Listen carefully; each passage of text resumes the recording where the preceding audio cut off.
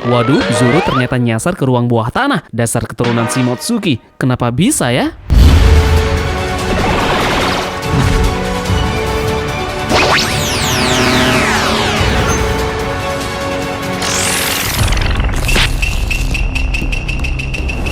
Hiyo Sagon! Seperti biasa, bagaimana kabar nakama di hari ini? Semoga para nakama tetap sehat ya, selamat berlibur di akhir pekan ini, dan jangan lupa untuk selalu bersyukur. Nah, untuk video kita kali ini, Tambogan akan memprediksikan bagaimana kelanjutan chapter 1078, yang dimana prediksi kali ini akan merujuk kepada apa isi dari dua chapter belakangan ini. Ada banyak sekali yang bisa kita ulas mengenai lanjutan chapter berikutnya. Salah satunya, kemanakah tujuan dari Seraphim S-Hawk setelah menghilang di chapter kemarin? Apa juga yang akan terjadi dengan pasukan dari Merin yang akan tiba ke Pulau Aegir nantinya? Yep, seperti biasa sebelum kita masuk ke dalam pembahasannya, jangan lupa untuk liburan di akhir pekan ini ya, karena itu akan membayar kerja keras kita sepekan belakangan ini. Yep, jika sudah, jadi persiapkan diri kalian nakama, tarik jangkar, dan mari kita berlayar.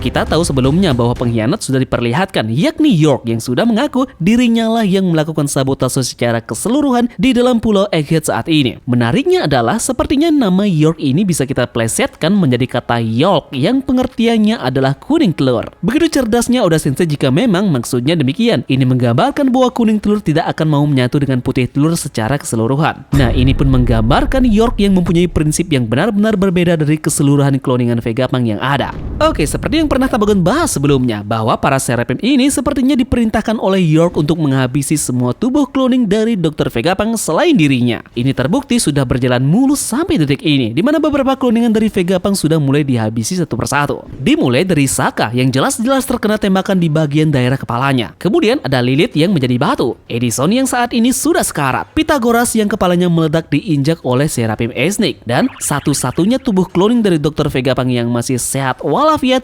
adalah Atlas. Meskipun Atlas sudah pernah terkena damage dari CP0 Rob Lucci, namun dia masih belum menjadi target yang dilakukan York untuk segera dihabisi. Nah, pada chapter depan, persentase untuk menargetkan Atlas benar-benar menjadi sangat besar, karena kita tahu bahwa Atlas saat ini bergerak ke ruang bawah tanah bersama dengan Nico Robin dan juga Tony Chopper. Dia mengetahui bahwa ada sebuah ruangan laboratorium yang sudah tidak terpakai, yang bisa jadi digunakan oleh si pengkhianat ini untuk menyekap Stella yang asli. Mereka pun bergegas ke ruang bawah tanah tersebut, dan bisa jadi inilah waktu yang tepat untuk York melancarkan aksinya untuk menghabisi satu lagi Vegapunk yang tersisa. Itu artinya kemungkinan besar S-Hawk yang akan segera menghadang Atlas yang di chapter lalu diperlihatkan sedang bergegas menuju ke laboratorium bawah tanah bersama dengan Nico Robin dan Chopper. Mengapa S-Hawk? Yep, Seraphim yang satu ini terlihat menghilang begitu saja pada saat dia masih berhadapan dengan kelompok dari Luffy. Dia menghilang bukan atas keinginannya sendiri, melainkan memang perintah yang langsung dari tuannya, yaitu York, untuk segera menuju ke ruang bawah tanah demi melindungi status yang dimiliki oleh si pengkhianat ini. Nah, berbekal dengan kemampuan buah iblis Kuma yang diterapkan ke Esbir, ini pun menjadi satu kunci untuk segera mengirim S-Hawk ke ruang bawah tanah. Nico Robin dan juga Chopper tentu akan berusaha sekuat tenaga melindungi Atlas dari serangan S-Hawk. Lalu pertempuran di antara ketiganya pun tidak akan terelakkan. Sekilas mungkin saja terlihat S-Hawk lebih unggul, tetapi jangan lupa kalau mode Rumble Ball milik Chopper ini bisa untuk bertahan sampai dengan 30 menit sekarang. Belum lagi Nico Robin yang sudah mengasah kemampuannya dari buah iblis Hana no Mi miliknya di Onigashima pada saat melawan Black Maria. Dan mungkin saja Nico Robin ini mengetahui kelemahan lain dari tubuh S-Hawk ini, lantaran dia mengetahui kekuatan buah iblis Super Spanomi, buah iblis milik Dust Bones, yang tentu dulu pernah menjadi rekan kerjanya selama jadi agen di Baroque Works. Oke, seandainya Nico Robin dan juga Chopper ini tidak mampu mengatasi S-Hawk, bukankah sudah ada Zoro yang mencoba untuk mengejar S-Hawk ini bersama dengan Usopp KW Super? Sebaiknya kalian jangan terlalu berharap dengan manusia buta arah yang satu ini. Tambogan memprediksikan bahwa Zoro tidak akan berhasil mengejar S-Hawk. Posisi dari S-Hawk ini akan mencegah kelompok dari Nico Robin sebelum mereka sampai ke ruang bawah tanah. Dan yang terjadi dengan Zoro adalah justru dia akan nyasar ke laboratorium bawah tanah, tempat di mana Stella dan para agen Chipperpol dan tentu saja si pengkhianat York berada. Memang luar biasa ya intuisi dan penyakit keturunan yang didapat oleh klan Shimotsuki ini. Dengan ajaibnya, dia langsung menemukan tempat keberadaan dari Vegapunk yang asli berada, walaupun dia tidak ada niatan sedikit pun untuk mencari Vegapunk. Jadi kita sangat beruntung ya, dia tidak jago dalam ahli navigator. Jika sampai itu benar-benar terjadi, maka tentu One Piece sangat-sangat cepat didapat oleh Luffy dan juga kawan-kawannya.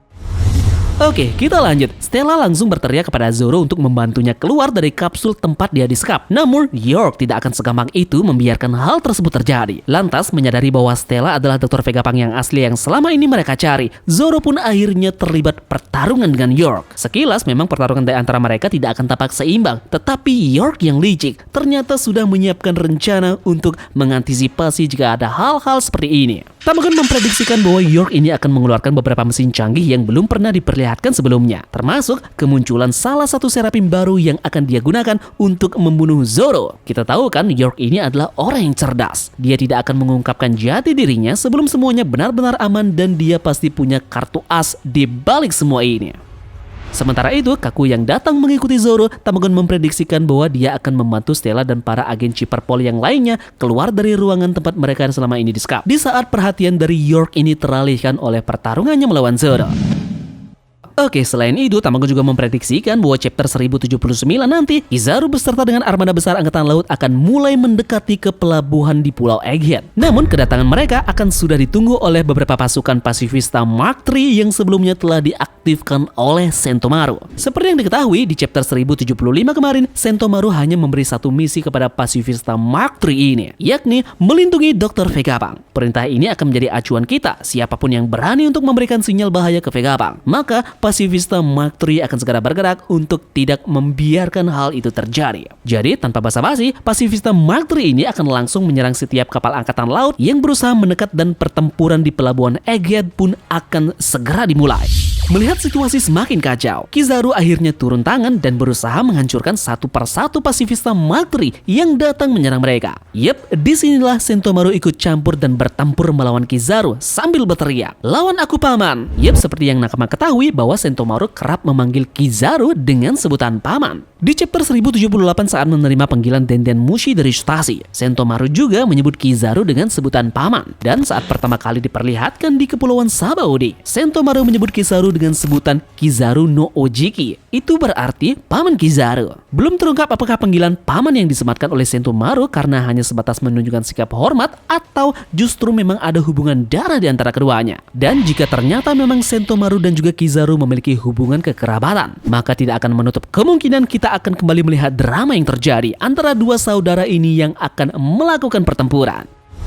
Kemudian yang paling menarik menurut Tamagon di sini adalah salah satu Gorosei yang akan datang ke Pulau Egghead, yakni Saturnus. Mungkinkah Saturnus ini merancang dirinya sendiri untuk bergerak ke pulau tersebut karena ada hal yang ingin dia lakukan? Nah, Tamagon menduga bahwa dia bisa jadi adalah salah satu pengkhianat dari kubu Gorosei. Nah, mengapa demikian? Oke, perlu kalian ketahui bahwa Saturnus bisa jadi terinspirasi oleh Karl Marx, seorang revolusioner yang berjuang melawan hierarki kelas sosial. Jadi dengan gambaran ini bisa Tamagon asumsikan bahwa Saturnus akan menentang hak istimewa dari naga langit dan bersekutu dengan tentara revolusioner. Jadi ini akan mengulang konsep yang ada di alur cerita Wano Kuni, di mana di sana banyak sekali terdapat pengkhianatan yang terjadi. Tamagon contohkan ya, ada Yamato yang berkhianat dengan Kaido, Kanjuro yang berhasil mengkhianati para Akazaya, Hiyori yang mengkhianati Orochi, dan juga ada Denjiro yang kembali mengkhianati Orochi. Nah, kemudian di alur cerita Pulau Egghead bisa Tamagon asumsikan bahwa akan ada beberapa pengkhianat yang akan mencoba mengkhianati temannya sendiri. Stasi sudah diketahui mengkhianati CP0, York yang mengkhianati Vegapunk, Vegapunk sendiri mengkhianati pemerintahan dunia, dan terakhir teori liar dari Tamagon, bisa jadi Saturnus akan mengkhianati